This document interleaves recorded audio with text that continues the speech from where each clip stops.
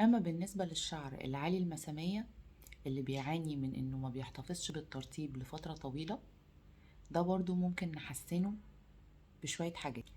أولا نغسل الشعر بمية باردة أو فترة، مش بمية سخنة. ننشف الشعر على درجات حرارة منخفضة أو نسيبه ينشف في جو الأوضة الطبيعي أو في الهواء. ماسكات الزيوت لو عملناها قبل الشاور هتضمن لك ان انتي شعرك هيمتص الترطيب بشكل افضل.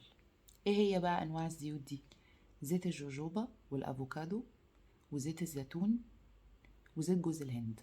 النوع ده من الشعر يفضل ان هو ما يتغسلش كتير، والليف ان اللي هنستخدمه او المنتجات اللي هنستخدمها لازم تكون ماشية مع نوع شعرنا ده علشان تغلف الشعراية كويس وما نسرحوش كتير.